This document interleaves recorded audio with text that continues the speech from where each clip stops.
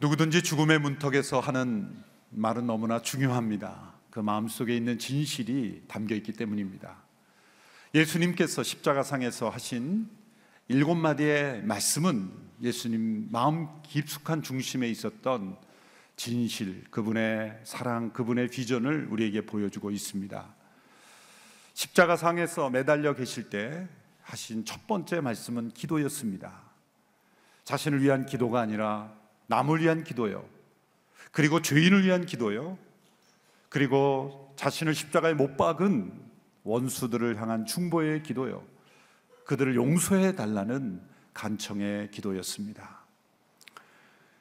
우리는 그 십자가에 못 박힐 때의 고통이 얼마나 큰지를 실감하지 못하기에 그 기도가 얼마나 위대한 기도인지 실감하지 못합니다.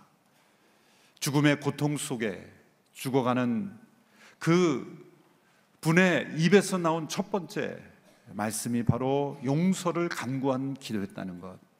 아버지여, 저들의 죄를 용서해 주소서. 저들은 자기가 하는 일을 알지 못하고 있습니다. 이것이 바로 우리 예수님께서 그 마음속에 가지셨던 가장 중요한 진심이요, 그리고 그분의 비전이었던 것입니다. 만일 저와 여러분이 이렇게 억울하게 십자가에 매달려 있다면 여러분의 입에서 나오는 이 요청은 어떤 기도일까요? 어쩌면 자기 자신의 구원을 위한 기도가 아닐까요? 저 자신을 가만히 생각해 보니까 이런 기도부터 나올 것 같아요. 아버지여, 저들을 심판해 주소서. 제가 죽기 전에 속히 심판해 주소서. 그렇게 심판을 간구하는 기도가 아닐까. 아무리 생각해도 예수님께서 이 순간에 용서를 간구하는 기도를 드렸다는 것, 이것은 너무나 위대한 예수님의 모습이죠. 예수님께서 이 용서를 간구하셨을 때 우리가 특별히 주목해야 될 것은 예수님께서 이전에는 이런 기도를 하신 적이 없다는 거죠. 그러면 예전에 예수님께서 어떻게 용서를 말씀하셨습니까? 용서를 선포하셨을 뿐이에요. 사죄를 선언하셨을 뿐이에요. 많은 사람들을 만날 때 예수님께서 그들의 병을 고쳐주시기도 하지만 때로는 내 죄가 사함을 받았다, 용서를 선포하셨던 분이라는 거죠. 용서를 하나님께 간구하시는 분이 아니셨어요. 왜 그렇습니까? 그분은 하나님이시요 죄를 용서하실 수 있는 권세를 가질 수 있는 분이기 때문이에요. 그런데 왜 이 순간에는 용서해 달라는 기도를 드리고 계신 것일까? 이것은 하나님의 아들이신 그분께서 자신의 권세를 다 내려놓으시고 우리와 동일한 죄인과 같이 되심으로 우리는 아무런 죄를 용서할, 선포할 수 있는 권세를 가진 자가 아니라 오직 하나님께 용서를 구할 수 있는, 구할 수밖에 없는 저희들이 아니겠습니까? 죄인들과 같이 되심으로 용서를 간구할 수밖에 없는 우리와 같은 입장에서 기도하셨다는 것. 그분이 십자가에서 못 박혀 죽으신 것은 아버지의 모든 영광과 권세를 내려놓으시고 죄인들과 같이 철저하게 우리와 같이 되셨다는 증거를 이 기도를 통해서도 우리가 볼 수가 있습니다. 예수님께서 이 기도를 하실 때 예수님께서 말씀하셨습니다. 아버지여, 저들을 용서해 주셔서 할 때 그 동사 형태를 보면 단 한 번만 기도하신 것이 아니에요. 십자가상에 7마디라고 하셨지만 사실은 그것이 8마디인지 9마디인지 10마디인지 우리는 알지 못해요. 왜냐하면 이 기도만큼은 반복적으로 계속해서 드렸다는 근거가 있기 때문이죠. 그럼 예수님은 군병들에게 끌려가실 때도 기도하신 겁니다. 아버지여, 저들을 용서하소서. 눕힘을 당해서 십자가에 못 박히는 순간에도 용서의 기도를 하신 거예요. 아버지여, 저들을 용서하소서. 두 번째 십자가상의 그 말씀이 시작되기 전까지는 계속해서 반복해서 예수님은 용서의 기도를 반복하고 계셨다는 거예요. 그러므로 십자가상에서 엄밀하게 말하자면 7마디인지 8마디인지 우리는 알 수가 없어요. 왜? 이 기도가 반복해서 드려졌기 때문이죠. 하나님께서 응답하지 않으셨을까요? 아니죠. 예수님께서 고통을 느끼실 때마다 예수님은 그 고통을 자신을 못 박은 원수에 대한 용서의 기도로 바꾸어서 하나님께 올려드리셨다는 걸 우리가 알 수가 있습니다. 그러면 하나님께서 이 예수님의 용서의 기도에 대하여 응답하셨는가? 그렇습니다. 그것이 오늘 본문에 나타난 뚜렷한 증거들이 나타납니다.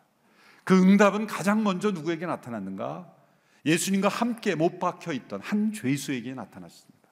오늘 본문의 전체적인 흐름을 보면 십자가에 못 박혀 있는 예수님을 조롱하는 사람들이 나옵니다.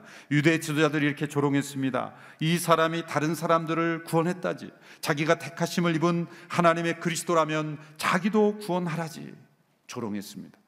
군인들도 조롱했습니다. 내가 유대 사람의 왕이라면 어디 너 자신이나 구원해 보시지. 십자가에 함께 달린 죄수들도 조롱했습니다. 내가 그리스도가 아니냐? 그러면 너와 우리를 구원해 보라.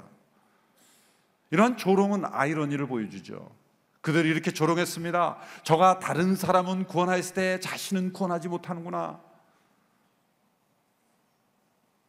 그러나 이 조롱은 실제 그대로 이루어진 겁니다. 예수님은 자신을 구원하지 않으심으로 우리 모두를 구원하신 거예요. 그들은 조롱의 단어로 그런 표현을 썼지만 그들의 조롱조차 사실이 된 거죠. 예수님은 자신을 구원하지 않으심으로 모든 사람을 구원하시는 메시아가 되신 것입니다. 만일 예수님께서 자신을 구원하셨다면 우리 모두는 구원받을 수 있는 길이 없었던 것입니다. 그런데 이렇게 조롱하는 많은 무리들 가운데 전혀 다른 모습을 한 죄수가 등장하죠. 한 사람이 등장합니다. 그것은 예수님과 함께 십자가에 못 박혔던 한 편에 있던 죄수입니다. 오늘 본문 40절에서 42절의 말씀을 우리 같이 함께 읽겠습니다. 시작. 다른 죄수는 그를 꾸짖으며 말했습니다. 너도 똑같은 십자가 처형을 받고 있으면서 하나님이 두렵지도 않느냐? 우리는 우리가 저지른 짓이 있으니 마땅히 받을 벌을 받는 것이지만 이분은 잘못한 일이 아무것도 없다. 그리고 말했습니다. 예수여, 당신의 나라에 들어가실 때 저를 기억해 주십시오. 그런데 마가복음 15장에 보면 함께 못 박혔던 양편의 죄수들이, 그때 예수님이 못 박혔던 죄수는 좌우편에 2명이었죠.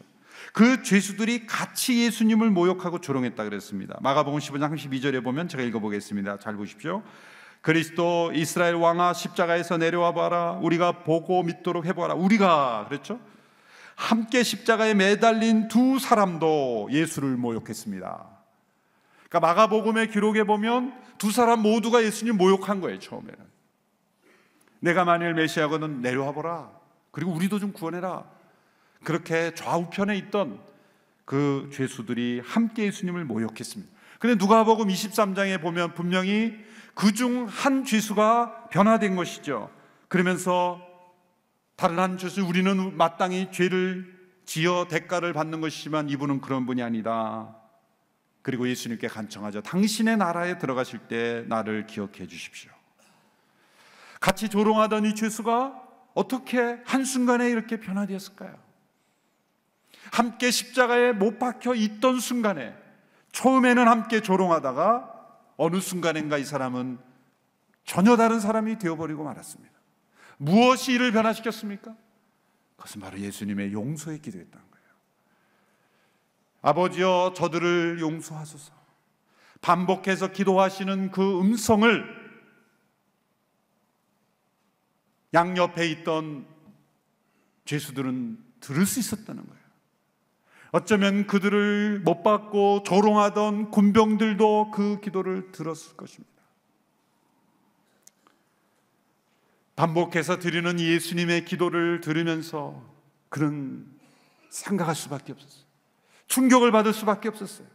마땅히 죄를 지어 형벌을 받는 나도 억울한데, 그러나 이 원수들을 용서하는 이는 어떤 이인가? 바로 그분의 그 용서의 기도를 통해 그는 예수님이 이분이 말씀하신 그대로 하나님의 아들이시요 메시아요 의로우신 분이라는 것을 그 용서의 기도를 통해 믿게 된 것입니다. 용서는 기적을 일으키는 것입니다. 사람을 변화시키는 것입니다. 용서의 기도를 들으면 사람이 변화됩니다. 하나님께서는 용서의 기도를 응답하시기를 기뻐하십니다. 복음은 처음부터 끝까지 십자가에 달려 죽으신 예수님의 희생으로 하나님께서 우리를 용서하신다는 거예요. 복음을 증거한다는 것은 하나님의 용서를 선포하는 겁니다. 세상 끝까지 이 땅에 임한 하나님의 용서, 십자가를 통해 나타난 하나님의 용서를 증거하는 것, 이것이 바로 복음을 증거하는 것입니다. 여러분, 예수님은 십자가의 그 고통 속에서도 자신의 옆에 있던 이 마지막 죄수의 요청에도 응답하셨습니다. 마지막에 예수님께 간청해서 구원받은 이 사람은 많은 사람들에게, 믿지 않고 있는 많은 사람들에게 일종의 모델처럼 여겨지고 있죠. 좀 안 좋은 모델이죠. 아, 나도 이렇게 죽기 직전에 마지막 순간에 믿으면 되는구나. 마음대로 살다가 십자가형을 받기까지 이렇게 흉악하게 마음대로 살다가 마지막 순간에 예수님 나를 기억해 주셔서 그러면 되겠구나. 실제로 제가 한번 말씀드린 적이 있죠. 저희 그렇게 말씀한 적이 있어요. 어느 식사 자리인데 안 믿는 분이에요. 근데 저한테 이렇게 질문하는 거예요. 목사님, 마음대로 살다가 죽기 직전에 예수 믿고 구원받은 사람이 있다는데 사실입니까? 아, 있습니다. 십자가상의 한 강도입니다. 그랬더니 그분이 이렇게 얘기하는 거예요. 저도 그렇게 살겠습니다. 저는 깜짝 놀랐어요. 그렇게 살겠다는데 제가 뭐 그러지 말라고 그럴 수는 없고 너무나 충격받아서 그렇게 얘기하더라고요. 저는 마음대로 살다가 마지막 순간에 숨 넘어가기 전에 예수님 나를 구원해 주셔서 그래도 구원받는 건 아닙니까? 글쎄요, 그렇게 마지막 순간에 진실하게 믿으면 구원하시겠죠. 그러나 두 가지 조건이 있습니다. 첫 번째는 우리는 언제 죽을지 모른다는 거죠. 그리고 이 사람은 계속 미루다가 마지막 순간이 아니라 예수님을 만나는 첫 번째 순간에 믿었다는 것, 그게 차이입니다. 언제 우리의 숨이 넘어갈지 우리는 장담하지 못하는 거예요. 그러므로 우리는 항상 준비해야 되는 거죠. 이 죄수는 자기에게 찾아온 처음이자 마지막 기회를 놓치지 않았습니다. 예수님의 십자가 바로 옆에 있었던 그 기회가 그에게는 구원의 기회였죠. 이것은 우연이 아닙니다. 예수님께서 그냥 홀로 못 박히신 것이 아니라 죄수들 가운데 함께 십자가에 못 박혔던, 이건 이사야 53장의 예언이 이루어진 겁니다. 이사야 53장에 많은 이 메시아의 죽음에 대한 예언이 있죠. 털 깎는 자 앞에 잠잠한 어린 양처럼 고난받는다는 것, 그 뼈가 꺾이지 않는다는 것, 이 많은 그런 예언들이 있지만 이런 구절이 있습니다. 범죄자 중 하나로 헤아림을 입었다. 이사야 53장 12절이 나옵니다. 십자가의 형벌을 받는 죄수들 가운데 한 사람으로 헤아림을 입은 것입니다. 예수님은 이 세상에 태어나실 때 어떤 무리들 가운데 태어나셨어요? 태어나실 때는 동물들 가운데 태어나시고 죽으실 때는 죄수들 가운데 죽으셨어요. 그분의 출생과 죽음은 철저하게 버림받은 모습이었습니다. 그것은 이 땅에 임할 하나님의 그 진노를 온전히 그분의 인생에 담당하신 예수님의 모습입니다. 예수님은 이 죄수의 간청에 응답하셨죠. 이 43절의 말씀에서 이렇게 응답하셨습니다. 같이 읽어보겠습니다. 시작. 예수께서 그에게 대답하셨습니다. 내가 진실로 내게 말한다. 오늘 내가 나와 함께 낙원에 있을 것이다. 이 십자가상에서 이 예수님의 구원의 선포를 받습니다. 여러분이 한 죄수의 회심에서 특별한 점들이 발견되죠. 첫 번째로 이 사람은 예수님께서 기적을 일으키시는 것을 보고 두려워해서 요청하지 않았어요. 자, 예수님이 운명하시고 난 이후에 엄청난 기적들이 일어나자 바위들이 터지고 휘장이 찢어지고 어둠이 깔리고 막 그런 상황에서 두려워서 예수님께 요청한 것이 아닙니다. 예수님 십자가 위에서 어떤 찬란한 영광으로 어떤 기적에 나타나는 모습을 보고 아, 이분은 놀라운 분이구나, 나를 기억해 주셔서 그렇게 하지 않았다는 거예요. 자기와 동일하게 연약한 모습으로, 무력한 모습으로 죽어가는 그분이었지만 그분의 용서의 기도를 통해 예수님이 어떤 분인지를 깨달았다는 거죠. 둘째로 그 주변에 있던 모든 사람들은 어떻게 하고 있어요? 예수님을 조롱하고 모독하고 있었어요. 유대 지도자들도, 군병들도, 심지어 자신과 다른 한 죄수도 다 예수님을 모독하고 조롱하고 있었어요. 그곳에 있던 모든 사람들, 예수님을 변호하는 사람이 한 사람도 없었죠. 제자들은 다 도망갔죠. 제자들 가운데 여성 제자들과 요한만이 4사람 정도만이 예수님 가까이 있었을 뿐이에요. 그들을 울고 침묵할 뿐이었죠. 모두가 다 조롱하고 모독하는 그 소리를 들으면서도 그는 예수님께 구원을 간청했다는 거예요. 이 전도가 될 되지 않는 사람들 부류의 한 사람은 어떤 사람이냐면 다른 사람의 시선을 많이 의식하는 사람들이에요. 민족적으로도 굉장히 집단성이 강한 민족들은 다른 사람 눈치 보느라고 자신의 믿음의 고백을 잘 표현하지 않죠. 왕따 당할까 봐, 따돌림 당할까 봐, 다른 사람들이 뭐라고 생각할지를 더 중요하게 생각하는 거예요. 만일 이 사람이 그러한 눈치를 봤다면 이 사람은 이런 간구 못할 거예요. 모두가 조롱하고 모독하는 그분을 향하여 나를 기억해달라는 것, 이것은 너무나 말도 안 되는 것처럼 보일 수 있다는 거죠. 셋째로 이 사람의 회심이 특이한 것은 너무나 적은 지식을 가지고도, 이 사람은 예수님을 따라다니며 교훈을 받은 적도 없습니다. 예수님의 어떤 기적을 많이 본지도 못했습니다. 이 사람은 오직 예수님의 용서의 기도를 들었을 뿐입니다. 우리가 많은 지식을 습득해야 구원받는 게 아닙니다. 성경 공부를 많이 하면 도움이 되죠, 우리 신앙생활. 그런데 성경 공부를 많이 해서 내가 구원받는 것이 아니죠. 이 제수와 같은 겸손한 마음으로 주님 나라 임하실 때 나를 기억하소서라고 하는 이 단순하지만 진실한 고백, 이 예수님의 중보의 기도에 따른 열매로 우리가 은혜로 구원을 받는 것이지, 내가 많은 지식을 쌓아서 구원받는 것이 아니라는 것을 우리는 이 제수의 회심을 통해 알 수가 있습니다. 예수님은 이 제수의 회심에 이렇게 응답하여 주셨습니다. 뭐라고 응답하셨습니까? 오늘 본문 마지막 말씀에 내가 진실로 내게 말한다, 오늘 내가 나와 함께 낙원에 있으리라. 자, 이 사람은 어떻게 간청했습니까? 당신의 나라가 임할 때 나를 기억하소서, 기억해달라 그런 거예요. 그런데 예수님은 오늘 내가 나와 함께, 기억해달라는 요청에 함께 있을 것이다 약속하셨어요. 당신의 나라에 들어가실 때 예수님은 낙원에 있으리라. 들어가실 때라고 말했죠. 예수님 오늘 당장 내가 나와 함께 낙원에 있으리라 응답하셨습니다. 예수님은 이 죄수가 죽기 전에 먼저 돌아가셨죠. 그것은 무엇을 의미합니까? 예수님께서 낙원에서 그를 맞이할 준비를 하신 거예요. 스펄전 목사님은 이 상황을 이렇게 아주 위트 있는 표현을 사용해서 이렇게 설명했습니다. 뭐라고 표현했냐면, 이 땅에서 주님의 마지막 친구였던 이 사람은 천국문에서는 예수님의 첫 친구가 되었다. 예수님이 처음 맞이한 사람이 됐다. 이 땅에서 마지막 죽음의 순간에 이별했던 친구가 천국문에서는 예수님의 첫 번째 맞이하는 사람이 되었다. 얼마나 멋진 표현입니까? 예수님의 이 중보기도, 용서의 응답으로 한편 죄수가 변화되었어요. 그뿐만일까요? 그것이 아닙니다. 이 기도는 또 다른 사람을 변화시켰어요. 누가복음 23장 후반부에 보면 47절에 보면 이 십자가 처형을 담당했던 백부장, 로마 백부장이 변화됐어요. 백부장이 뭐라고 고백했습니까? 이분은 참으로 의로운 분이셨다. 일어난 모든 일을 지켜보며 백부장이 이렇게 고백했어요. 이분은 참으로 의로운 분이었다. 이것이 나중에 문서로 그것이 사실인지 아닌지는 모르겠어요. 그러나 빌라도에게 드려지는 보고서로서 이 사람의, 이 백부장의 이름이 말커스인가요? 뭔가 나중에 그래서 이 사람이 이 모든 십자가 서형의 결과를 빌라도에게 보고하는 리포트가 보고서나 빌라도의 보고서라는 게 나오죠.